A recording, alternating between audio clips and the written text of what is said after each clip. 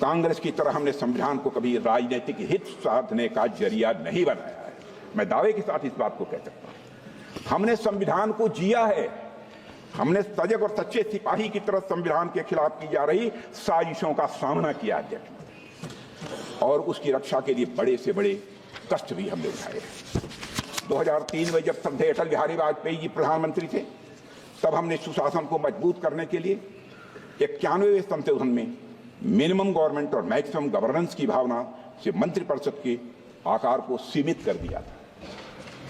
इस संशोधन ने दल विरोधी कानून के तहत जरूरी बदलाव भी किए थे, ताकि भ्रष्टाचार पर लगाम लगाई जा सके और राजनीतिक स्थिरता को बढ़ावा मिले। अध्यक्ष महोदय, आप आजाद भारत का इतिहास देख लीजिए। कांग्रेस ने सिर्फ संविधान संशोधन ही नहीं किया है, बल्कि मेरा आरोप है दुर्भावना के साथ साथ धीरे धीरे संविधान को बदलने का प्रयास किया। पंडित जवाहरलाल जी नेहरू जब प्रधानमंत्री थे तो लगभग 17 बार संविधान में बदलाव किया गया। श्रीमती इंदिरा गांधी जी के समय पर लगभग 28 बार संविधान में बदलाव किया गया। श्री राजीव गांधी के समय पर लगभग 10 बार संविधान में बदलाव किया गया। मनमोहन सिंह जी के समय लगभग 7 बार संविधान में बदलाव किया गया। कांग्रेस सरकारों द्वारा किए गए अधिकांश संवैधानिक संशोधन या तो विरोधियों और आलोचकों को चुप कराने के लिए किए गए, या तो गलत नीतियों को लागू करने के लिए किए गए। अध्यक्ष महोदय, आप पहले संविधान संशोधन को ही ले लीजिए। आप पहले संविधान संशोधन को ही ले लीजिए। साल 1950 में प्रेस में कांग्रेस सरकार की गलत नीतियों की आलोचना हो रही थी। हमारे प्रेस के मित्र भी सुन रहे होंगे। ऐसे में तब की कांग्रेस की सरकार ने आरएसएस के साप्ताहिक प्रकाशन ऑर्गेनाइजर और मद्रास से निकलने वाली पत्रिका क्रॉस रोड्स को प्रतिबंधित कर दिया और इसका विरोध करते हुए ऑर्गेनाइजर के संपादक श्री के.आर. मलकानी ने लिखा था, I would like to quote, to threaten the liberty of the press, for the sole offense of the non-conformity to official view may be a handy tool for tyrants, but only a crippling curtailment of the civil liberty in a free democracy. A government can always learn more bona fide criticism of the independent thinking citizens than the fulsome flattery of the sultans. साल्टन्स का मतलब चापलूस होता है। अखिल अध्यक्ष महोदय, मलकानी जी और RSS ने, राष्ट्रीय स्वयंसेवक संघ ने सरकार के आदेश को सुप्रीम कोर्ट में चुनौती दी और सुप्रीम कोर्ट ने सेंसरशिप आदेश को रद्द कर दिया और सरकार के निर्णय को असंवैधानिक घोषित कर दिया था।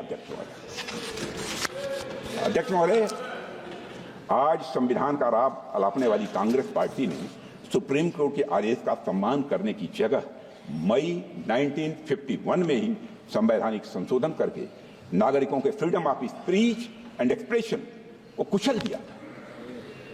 देश में पहला आम चुनाव भी नहीं हुआ था, कांग्रेस के पास कोई जनादेश भी नहीं था, लेकिन हड़बड़ी में पहला संविधान संशोधन कर दिया गया जिससे आलोचकों को चुप किया जा सके और अभिव्यक्ति की आजादी को कुचला जा सके। अध्यक्ष महोदय, हम सभी जानते हैं कि संविधान निर्माण में बाबा साहब अम्बेडकर की अग्रणी भूमिका थी, लेकिन बहुत कम लोग यह जानते हैं कि संविधान लागू होने के बाद कांग्रेस सरकार द्वारा मौलिक अधिकारों को कमजोर करने के प्रयासों के खिलाफ बाबा साहब हमेशा लड़ते रहे। जब कांग्रेस सरकार ने 1954 में संविधान में चौथा संशोधन लाकर मौलिक अधिकारों को कमजोर करने की कोशिश की तो बाबा साहब अम्बेडकर ने इसके खिलाफ कहा था। I would like to quote, I am sorry to say that this attitude of treating the fundamental rights with contempt as though there were no consequence, that they could be trodden upon at any time with the convenience of the majority or the wishes of the party chief, is an attitude that may easily lead to some dangerous consequences in the future. And I feel very sorry that even a matter of this sort, namely the infringement of or the deviation from fundamental rights, is being treated by the party in power as though it was a matter of no moment at all, unquote. अध्यक्ष महोदय, कांग्रेस और उसके नेताओं के द्वारा नागरिकों के मौलिक अधिकारों को कुचलने की जिस एटीट्यूड की बात बाबा साहब ने की थी, कांग्रेस ने उसी एटीट्यूड को सत्ता में होने के दौरान बार बार दोहराया है। मैं कांग्रेस सरकार द्वारा किए गए कुछ संवैधानिक संशोधनों का यहाँ पर मैं उल्लेख करना चाहता हूँ, जिनके द्वारा संविधान और उसमें निहित भावना को ही नष्ट करने की कोशिश की गई। अध्यक्ष महोदय, साल 1975 में हुए 38वें संविधान संशोधन से आपातकाल यानी इमरजेंसी लगाने के निर्णय को नॉन जस्टिशिएबल बनाने की कोशिश की गई। इलेक्शन लॉ अमेंडमेंट बिल लाया गया, जिसका एकमात्र उद्देश्य उन सभी इलेक्टोरल मैल प्रैक्टिसेस को इम्यूनिटी देना था जिसके कारण श्रीमती इंदिरा गांधी के चुनाव को चुनौती दी गई। कल्पना कर सकते हैं अध्यक्ष महोदय, एक निंदनीय संशोधन जो अंततः लैप्स हो गया वह था 1976 में किया गया 41वां संविधान संशोधन विधेयक। इस संशोधन का उद्देश्य, मैं तुरंत का ध्यान आकर्षित करना चाहता हूं अध्यक्ष महोदय, इस संशोधन का उद्देश्य प्रधानमंत्री, राज्यपाल और राष्ट्रपति को पद ग्रहण करने से पहले उनके कार्यकाल के दौरान किए गए सभी कार्यों के लिए आपराधिक जो है मुकदमों से इम्यूनिटी प्रदान करना था, चाहे जो भी अपराध किए सब क्षम्य थे। अध्यक्ष महोदय, इसका मतलब यह था सबसे जघन्य अपराध करने वाला व्यक्ति भी अगर एक दिन के लिए भी संवैधानिक पद पर बैठ जाए तो उसके सभी अपराध माफ। कैसे देश माफ कर सकता है? अध्यक्ष महोदय, संवैधानिक शक्तियों का दुरुपयोग यही नहीं रुका। 28 अगस्त 1976 को 42वां संविधान संशोधन पेश किया गया था, जिसमें प्रोविजंस थे कि किसी भी कानून की संवैधानिकता केवल 7 न्यायाधीशों द्वारा ही तय की जा सकती है और किसी भी कानून को केवल 2/3 बहुमत से ही रद्द किया जा सकता है। अध्यक्ष महोदय, क्षमा कीजिए, क्या यह सब एक तानाशाह द्वारा अपने निजी स्वार्थ के लिए संविधान को विकृत करने का यह भरसक प्रयास नहीं था? अध्यक्ष महोदय, बेसिक स्ट्रक्चर के सिद्धांत को नकारने के लिए 42वें संविधान संशोधन के द्वारा यह प्राविधान किया गया था कि आर्टिकल 368 के तहत किया गया प्रत्येक संवैधानिक संशोधन यह वैध है। जैसा कि आप जानते हैं कि आर्टिकल 368 के माध्यम से संविधान में संशोधन की व्यवस्था की गई है और संविधान में लोकसभा का कार्यकाल भी बढ़ाकर 6 साल कर दिया गया। अध्यक्ष महोदय, क्या यह पूरे संविधान को एक तानाशाह के उद्देश्यों की पूर्ति का एक माध्यम मात्र बनाने का यह षड्यंत्र नहीं था? क्या यह सब जनता को फिर से प्रजा बनाने की यह साजिश नहीं थी? अध्यक्ष महोदय, आज उसी पार्टी के लोग संविधान का इस्तेमाल दुष्प्रचार के लिए कर रहे हैं। आज उसी पार्टी के लोग जात के आधार पर जनगणना कराना चाहते, कराएं, हमें कोई आपत्ति नहीं, लेकिन मैं जानना चाहता हूं कि देश की जनता की आंखों में धूल झोंक कर राजनीति नहीं की जानी चाहिए। राजनीति करनी है तो जनता की आंखों में आंख डालकर राजनीति आपको एक ब्लूप्रिंट लेकर आना चाहिए, एक मसौदा लेकर आना चाहिए, ऐसा मसौदा जिसमें कि यह पूरी तरह से स्पष्ट हो, जो जातिगत जनगणना कराएंगे किस जाति को आरक्षण का कितना प्रतिशत देंगे, इसका भी खुलासा होना चाहिए। और मैं चाहूंगा कि ऐसा मसौदा तैयार होता है तो अध्यक्ष महोदय, यदि यह संसद सहमत हो, यदि आपकी अनुमति हो, तो उस पर संसद में चर्चा भी हो सकती है। अध्यक्ष महोदय, देश को गर्व है कि हमारा संविधान आपातकाल और भ्रष्ट सरकारों के सामने भी मजबूती से खड़ा रहा है। अध्यक्ष महोदय, हमारे संविधान में समय के साथ कई संशोधन हुए हैं, लेकिन संविधान की मूल भावना आज भी बनी हुई है, ये हमेशा बनी रहेगी। और अध्यक्ष महोदय, कांग्रेस चाहे जितनी भी कोशिश कर ले, लेकिन हम कभी भी संविधान के मूल चरित्र को बदलने नहीं देंगे।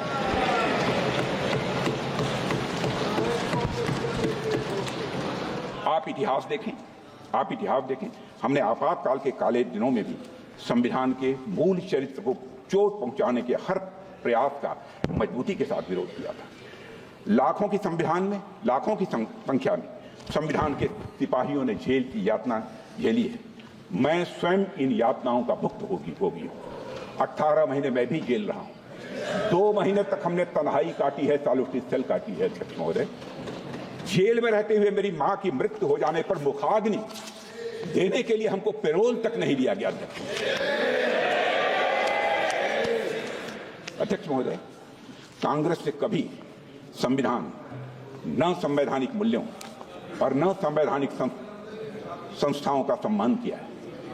कांग्रेस के नेताओं ने हमेशा पर्सनल इंटरेस्ट को कॉन्स्टिट्यूशनल वैल्यूज और इंस्टीट्यूशनल डिग्निटी के ऊपर रखा। एक डॉक्यूमेंट फैक्ट है कि 1973 में 3 सीनियर मोस्ट जजेस को सुपरसीड करने के फैसले से तत्कालीन राष्ट्रपति श्री बीबी गिरी जी सहमत नहीं,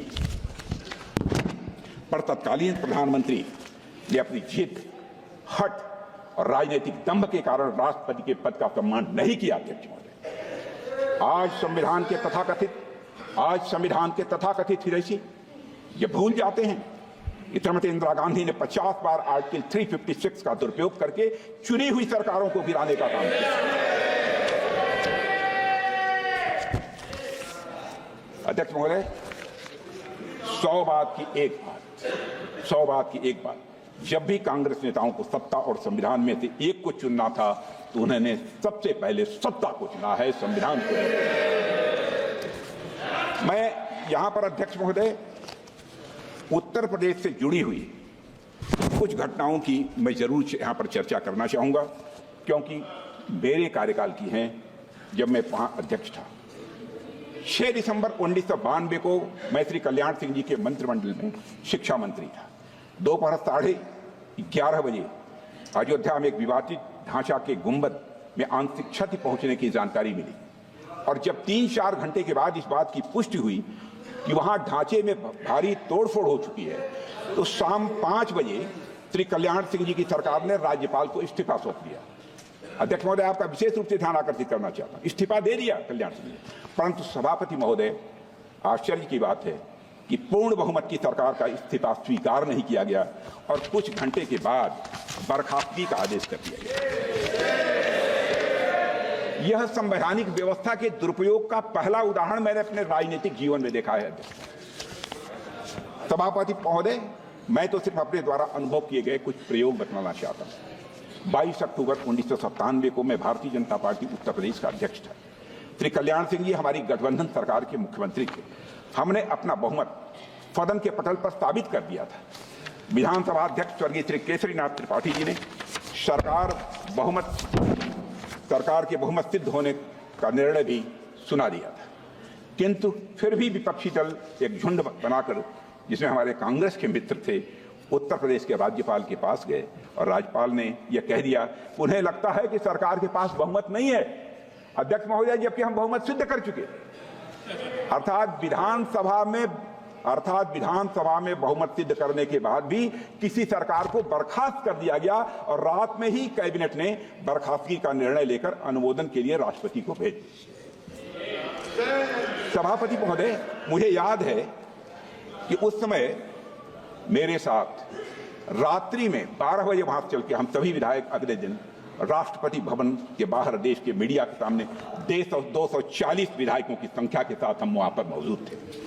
उस समय उत्तर प्रदेश की विधानसभा 425 की होती थी। मैं आभार व्यक्त करना चाहूंगा देश के तत्कालीन राष्ट्रपति और दलित समाज से आने वाले देश के पहले राष्ट्रपति श्री KR नारायणन का, जिन्होंने इस अन्याय को देखते हुए अपने संवैधानिक अधिकार का प्रयोग करते हुए उस समय कांग्रेस सरकार की कैबिनेट की संस्कृति को पुनर्विचार के लिए लौटा दिया। समाचार पत्रों ने उस समय जो शीर्षक दिया था, राष्ट्रपति महोदय के फैसले के बाद जो शीर्षक दिया था समाचार पत्रों ने अपनी खबरों का, president steps in to save democracy, president steps in to save democracy. राष्ट्रपति महोदय, मैं दूसरा उदाहरण देना चाहूंगा और यह भी मेरा स्वयं का अनुभव किया हुआ है। फरवरी 1998 देश में लोकसभा के चुनाव चल रहे थे। अचानक हमारे गठबंधन के कुछ विधायक समर्थन वापसी का पत्र राज्यपाल को देते हैं और राज्यपाल बगैर सरकार को बहुमत साबित करने का मौका दिए हमारी सरकार को बर्खास्त करके दूसरे मुख्यमंत्री को शपथ दिला देते हैं।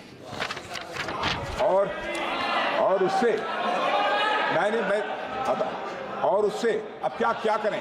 क्या वो एक डिसिप्लिन सोल्जर है, डिसिप्लिन हो गया और उसमें कांग्रेस में थे और उससे निरंतर उनको बाद में एहसास हुआ होगा कि हमसे हमारी पार्टी ने गलत काम करा दिया, इसीलिए उन्होंने पार्टी छोड़कर भारतीय जनता पार्टी की तरफ से किया।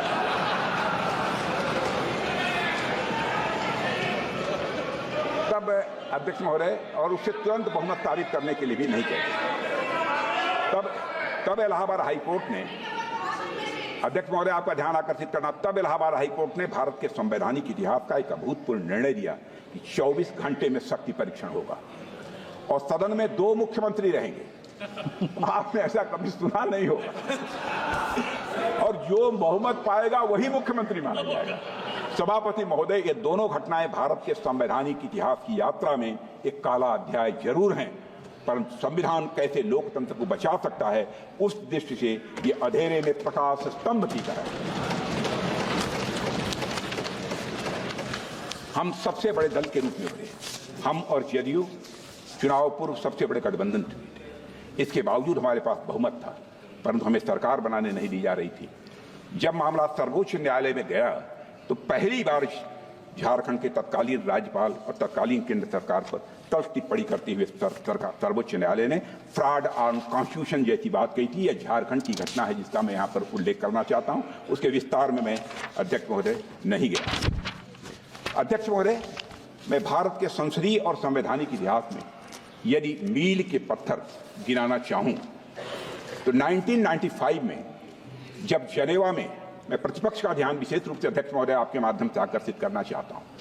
1995 में जब जनेवा में संयुक्त राष्ट्र संघ में पाकिस्तान कश्मीर को लेकर भारत के खिलाफ प्रस्ताव ला रहा था, उस समय कांग्रेस की तत्कालीन सरकार से कश्मीर मुद्दे पर घनघोर विरोध के बावजूद तत्कालीन नेता प्रतिपक्ष हम सबके श्रद्धेय अटल बिहारी वाजपेयी, जो भारतीय प्रतिनिधिमंडल का नेतृत्व करते हुए नरसिम्हा राव सरकार का पक्ष प्रस्तुत करने के लिए जनेवा गए और विदेश की धरती पर सारा श्रेय नरसिम्हा राव जी की सरकार को दिया था, हमारे लीडर अपोजिशन श्रद्धेय अटल बिहारी वाजपेयी। और भारत की धरती पर आकर फिर भारत वहां विदेश में तो जाकर उन्होंने सरकार का, केंद्रीय सरकार का समर्थन किया था, लेकिन भारत की धरती पर आकर उन्होंने सरकार का फिर से मुखर विरोध किया। सभापति महोदय, आज जब मैं देखता हूं कि हमारे कई नेता विदेश की धरती पर जाकर भारत के बारे में न जाने क्या क्या कहते हैं,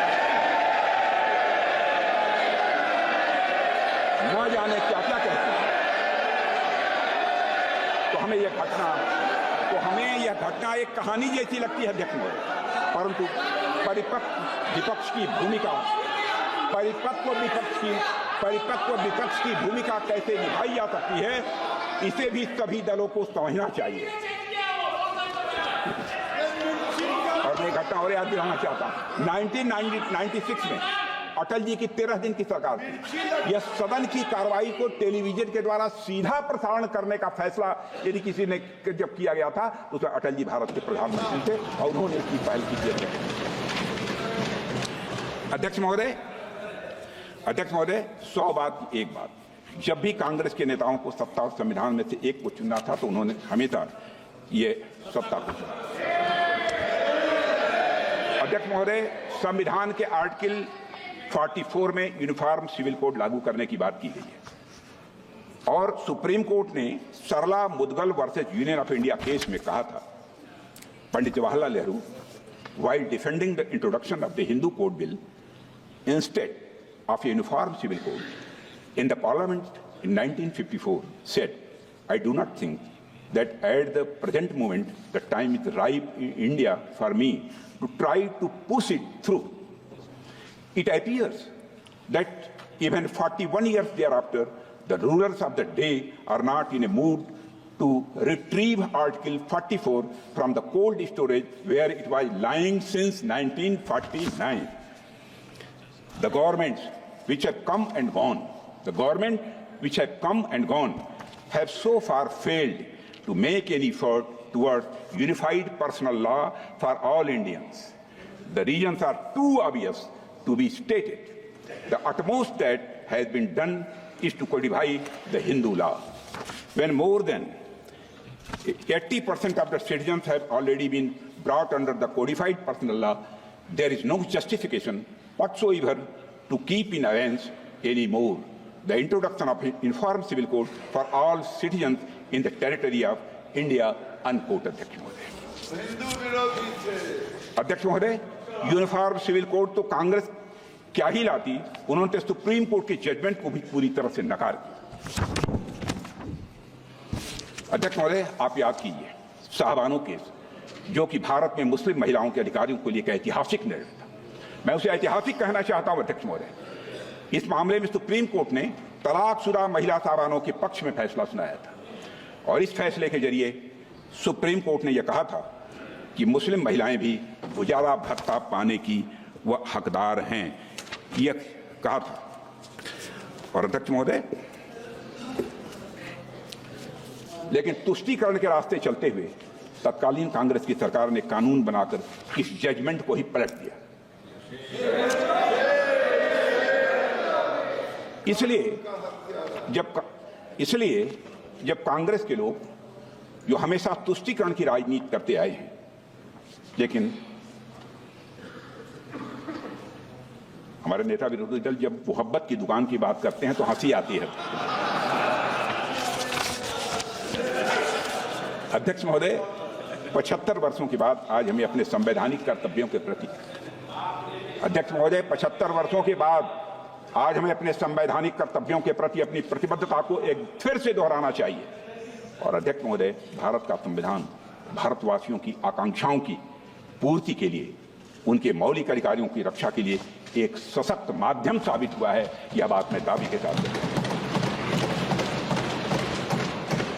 जैसा प्रारंभ में ही मैंने कहा था अध्यक्ष महोदय, आज संसद पर हमले हुए की लगभग बरसी है, तो आज मैं अपेक्षा करता हूं कि संविधान ने जो अधिकार सर्वोच्च पदों पर बैठे हुए लोगों को दिए, उसका वैसा दुरुपयोग कभी नहीं कि हमले के मास्टरमाइंड को क्षमादान प्रकरण पर 7 साल तक लंबित रहे। आज तक ऐसी कोई कल्पना नहीं की जाती।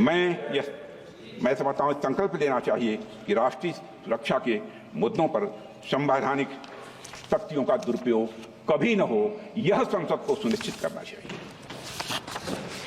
अध्यक्ष महोदय, आज जब हम अपने संविधान के 75 साल पूरे होने के साक्षी बने हैं, तो हमें अधिकारों से एक कदम आगे बढ़कर अध्यक्ष महोदय अपने कर्तव्यों की तरफ भी ध्यान देना चाहिए। अध्यक्ष महोदय, भारतीय संस्कृति में धर्म का एक महत्वपूर्ण स्थान है, इसको कोई नकार नहीं सकता। धर्म के अनेकों अर्थ हैं अध्यक्ष महोदय। मंदिर में जाकर पूजा करना, मस्जिद में जाकर इबादत करना, गिरजाघर में सजदा करना, यही धर्म नहीं है। धर्म के अनेकों अर्थ हैं, पर इनमें जो सबसे महत्वपूर्ण है कर्तव्य, सबसे महत्वपूर्ण है वह कर्तव्य है।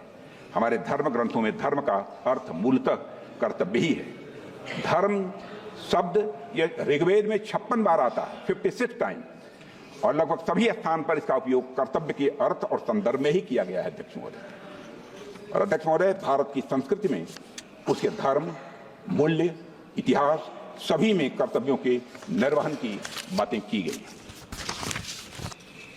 अध्यक्ष महोदय, भारत एक लोकतांत्रिक देश है और किसी भी लोकतंत्र में उसका संविधान ही उसका सबसे महत्वपूर्ण दस्तावेज या यूं कहूं सैक्रेड डॉक्यूमेंट माना जाता है। यही कारण है कि सर्वोच्च पदों पर बैठे सभी व्यक्तियों को इस संविधान में मौजूद शपथ को पद ग्रहण करने से पहले दोहराना पड़ता है। मैं अपने कर्तव्यों का श्रद्धापूर्वक और शुद्ध अंतःकरण से निर्वहन करूंगा कि आपके ही समक्ष यह शपथ लेनी पड़ती है। अध्यक्ष महोदय, यह केवल कुछ शब्द नहीं है, बल्कि भारत के लोकतंत्र की अंतरात्मा है। यह एक संवैधानिक दायित्व होने के साथ साथ एक नैतिक दायित्व भी है। और यह अक्सर कहा जाता है कि भारत विविधता का देश है। भारत विभिन्न धर्मों, विश्वासों, मान्यताओं, रीति रिवाजों और परंपराओं का देश है। लेकिन इस जीवंत विविधता के बीच जो हमें एक सूत्र में बांधता है अध्यक्ष महोदय, वह है हमारा संविधान। अध्यक्ष महोदय, यहां मैं ग्रैनविल ऑस्टिन ने अपनी बहुचर्चित किताब the Indian constitution corner stone of the nation में लिखा है कि हमारे संविधान निर्माताओं ने भारतीय संविधान में राष्ट्र के आदर्शों, और उसे प्राप्त करने के लिए इंस्टीट्यूशन और प्रोसीजर दोनों को एक समान महत्व दिया है। जिन आदर्शों को उन्होंने सबसे अधिक महत्व दिया वे हैं राष्ट्रीय एकता, अखंडता, लोकतांत्रिक और समतामूलक समाज। अध्यक्ष महोदय, हमारे संविधान निर्माताओं ने इन्हें प्राप्त करने के लिए सामाजिक और आर्थिक परिवर्तन का रास्ता अपनाया, पर उनके जेहन में एक बात पूरी तरह से साफ थी कि यह सामाजिक और आर्थिक परिवर्तन केवल संवैधानिक और लोकतांत्रिक संस्थानों का उपयोग करते हुए लोकतांत्रिक भावना के साथ लाया जाए, यह उनकी मंशा थी। ग्रैनविल ऑस्टिन ने अपनी किताब में एक महत्वपूर्ण बात लिखी है जिसका मैं उल्लेख करना चाहूंगा। वो बात यह थी कि संविधान निर्माताओं को यह विश्वास था कि सामाजिक एकता, सामाजिक क्रांति और लोकतंत्र को अलग अलग हासिल नहीं किया जा सकता है, बल्कि यह एक सीमलेस वेब के 3 अलग अलग स्ट्रैंड हैं। And I would like to quote अध्यक्ष महोदय, without national unity democracy would be endangered and there could be a little progress towards social and economic reform.